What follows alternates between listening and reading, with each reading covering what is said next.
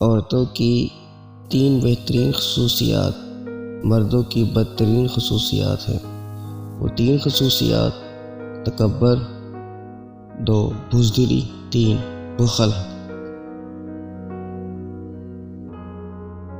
تکبر مرد کے لیے بری بات ہے، لیکن عورت کے لیے بہت اچھی بات ہے۔ اس بات کا ہرگز یہ مطلب نہیں عورت اپنے شوہر اور دوسری عورتوں کے ساتھ تکبر سے پیش آئے۔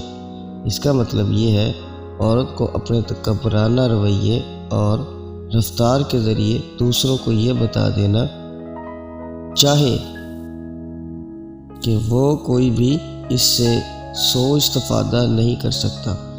نامحرم افراد کے سامنے اسے متکبرانہ رویہ اپنانا چاہیے۔ خدا بھی فرماتا ہے کہ نامحرم کے مد مقابل ایک مومن عورت پر تکبر کو میں نے حلال بلکہ واجب کیا ہے۔ سورۃ الاحزاب کی آیت 23 میں خدا نے یہی حکم دیا ہے کہ مردوں کے ساتھ نرم و نازک انداز میں بات نہ کریں۔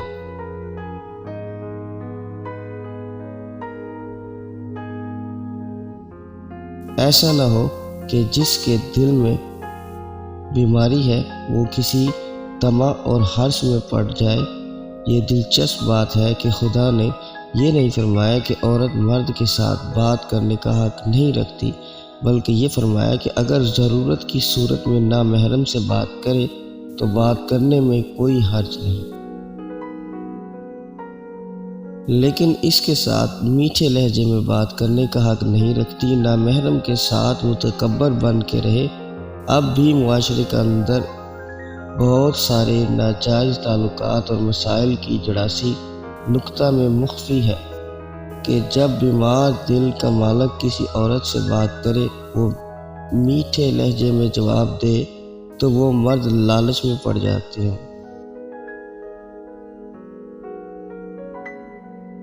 عورت کو بزدل ہونا چاہیے، اس کا مطلب یہ ہے ہرگز نہیں کہ عورت کو ہر چیز سے ڈرنا چاہیے۔ سدا اسلام میں بہت ساری شجاع اور شیر دل خواتین تھیں جنہوں نے اپنے کارنامے دکھائے۔ عورت کے بزدل ہونے کا مفہوم یہ ہے کہ عورت کو اپنے بلند و بالا مقام اور باعزت ہونے کی وجہ سے ہاتھ میں احتیاط کی ہتھیلی لینی چاہیے۔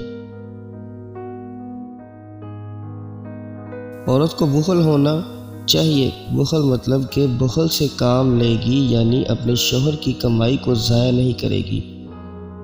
اللہ تعالی ہمارے سارے مردوں کو ہدایت و توفیق عطا فرمائے۔